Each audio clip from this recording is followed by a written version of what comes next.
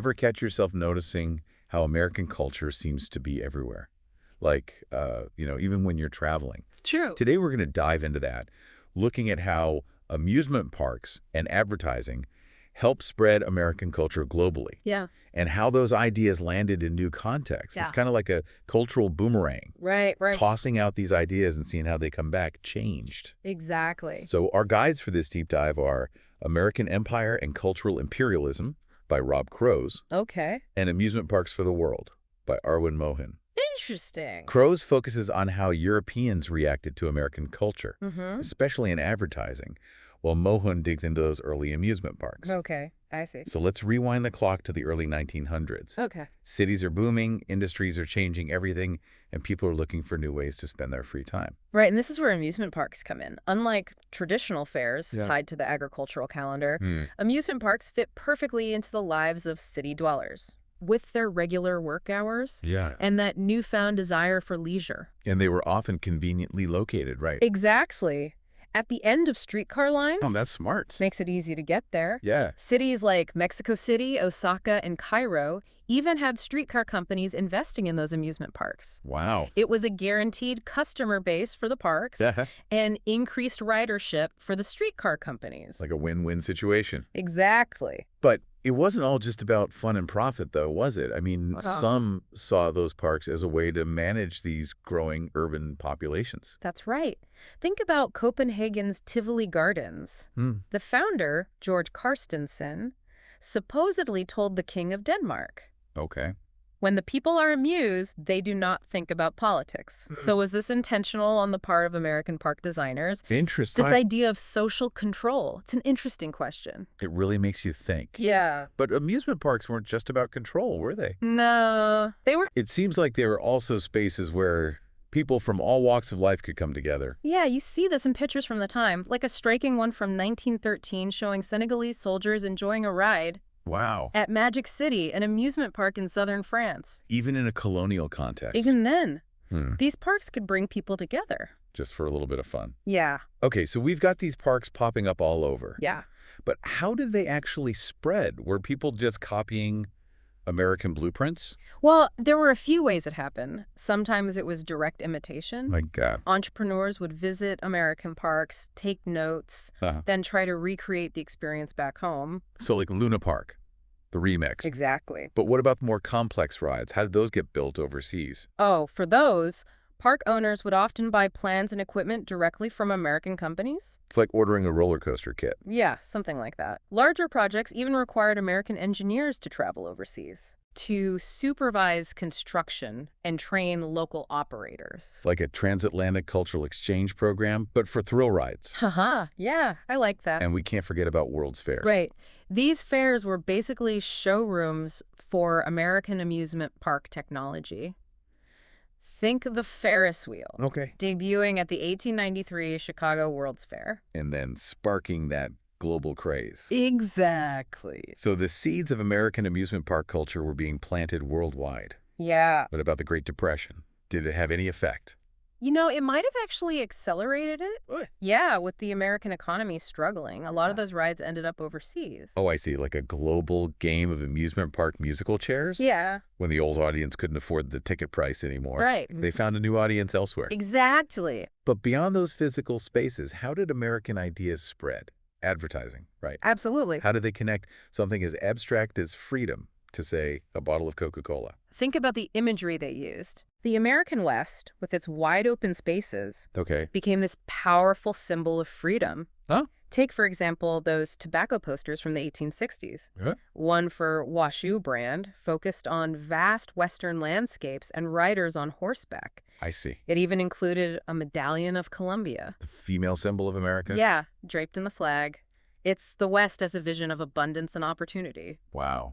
Then you have another poster for Westward Ho smoking tobacco. Okay. Showing Columbia riding an elk westward. Representing that untamed spirit. Exactly. Did this imagery stay within the U.S., or did it spread beyond? It went global. Really? European advertisers started incorporating American imagery into their campaigns. Like, Italian jeans ads featuring Monument Valley, mm-hmm. German cigarette brands building whole campaigns around the American West. So even if the product wasn't American, Right. they used American imagery to sell it. Exactly. But as you said earlier, Europeans weren't just passively consuming American culture. Yeah, they were reshaping it. Like they were cracking the code, figuring out what resonated, Yeah, and then using it to express their own identities. precisely.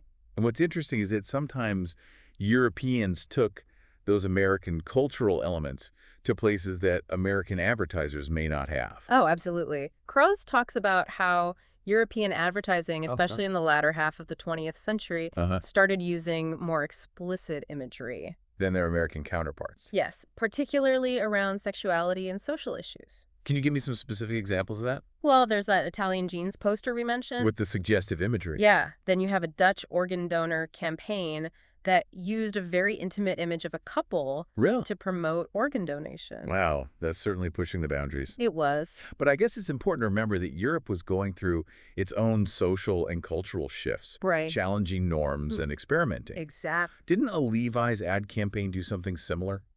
Yes. They took Roosevelt's 4 freedoms. Freedom of speech, freedom of worship, freedom from want, freedom from fear. And added a 5th. Freedom of movement. Clever, tying those iconic freedoms to a pair of jeans. But there was a twist. Oh, what was it? The image they used for freedom of movement was, shall we say, revealing. Oh my. Let's just say the man's anatomy was very visible. Through his 508 jeans. Right. Talk about pushing the boundaries. That definitely wouldn't have flown in an American ad campaign. You're right, it wouldn't have. But in Europe, it became a sensation. Wow. It was provocative and sparked a lot of conversation about sexuality, advertising, and free expression. It's like they were saying, Yeah. hey, America, you gave us this idea of freedom. Yeah. Now we're going to show you what it really means. Right, exactly. But Europeans weren't just pushing boundaries. No. They were also doing something Crows calls decommodification. Right. This is where things get really interesting. Tell me more. Decommodification is essentially about taking something commercialized, something stripped of its original meaning. And turning it into something else entirely. So taking those mass-produced American icons and giving them a new, non-commercial meaning. Precisely. Think about those T-shirts with brand names like Coca-Cola or Nike. Okay. They've been stripped of their commercial value. And become cultural symbols. Exactly. Maybe even statements of belonging or rebellion. It's like taking those symbols back from the corporations and reclaiming them for yourself. Right. Did this happen with other American cultural elements as well? Oh, absolutely. Think about blue jeans. Or even Hollywood movies. Yeah, okay, I see it. They get absorbed, reinterpreted, and given new meanings within different cultures. Showing that it's not just America imposing its culture. Right. It's a cultural conversation. It's a give and take. Which is interesting because, as Krostis points out, Yeah. there's a certain irony in how some criticize international mass culture for being homogenous and flattening out cultural differences. While at the same time celebrating the internationalism of high culture. It is a bit of a double standard. It's like saying, it's okay for me to travel the world and experience different cultures. Yeah. But you stay in your lane. Right. It's a double standard that just doesn't hold up. So, if we can agree that culture is this constantly evolving mix of influences, Yeah. where does that leave us? What's the main takeaway from all of this? I think the key takeaway is that cultural influence is rarely a simple process.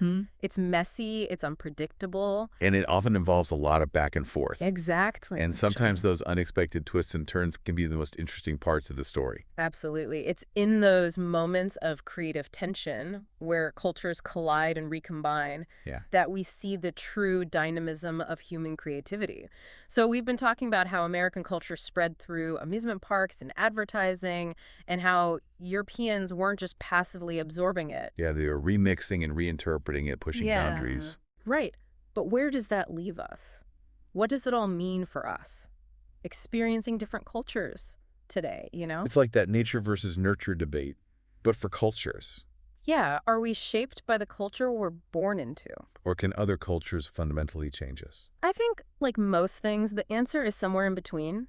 We are definitely shaped by our own cultural heritage, but we also have this capacity to adapt and evolve incorporate elements from other cultures. So it's not about becoming a completely different person, No, not as but expanding our horizons. exactly.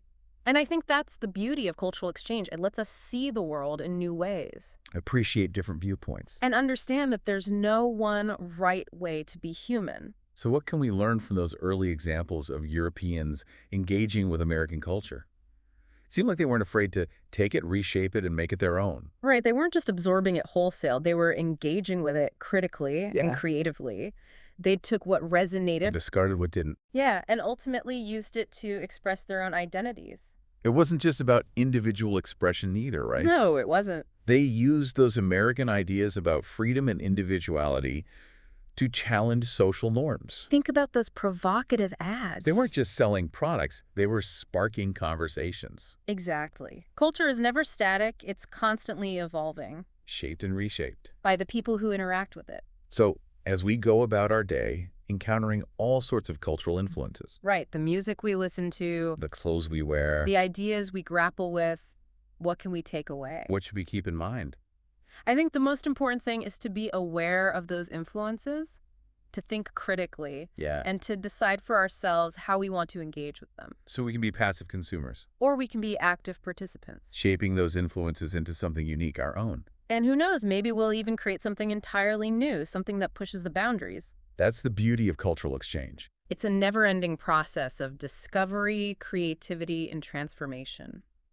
That's it for our deep dive into American cultural influence around the world. We hope you enjoyed this journey through amusement parks, advertising, and the fascinating ways cultures collide, recombine, and create something new. As we wrap up our deep dive, I keep thinking about that picture of the Senegalese soldiers at that amusement park in France. It really is a powerful image, isn't it? Yeah, it highlights how culture can just transcend boundaries, in the most unexpected ways. It reminds us that cultural exchange isn't just about ideas or products, you know? Yeah. It's about people interacting and making those things their own. But those interactions can get kind of complex, can't they? Oh, absolutely. Like sometimes cultures clash, sometimes they blend. Sometimes they spark something totally new. It's not always a smooth process. Not at all. Think about those European ads again. Yeah. They took those American ideas about freedom Mhm. and pushed them in directions American advertisers probably never even imagined. Makes you wonder, what does it even mean for a culture to influence another one? Right. Is it about imposing values, Of inspiring new ideas. or is it something else entirely? You know, I think it's all those things and more. Yeah. It's a give and take of ideas, symbols, and practices. Sometimes it's deliberate. Sometimes it's totally unintentional. And it's not always about big splashy things like ad campaigns or amusement parks either, is it? No, not at all. It's happening all around us. Like in the music we listen to, The food we eat. the way we interact online. Exactly. It's woven into everything. So as we navigate this world, with all these cultural influences swirling around, Yeah. what should we keep in mind? I think we got to approach it all with curiosity and an open mind.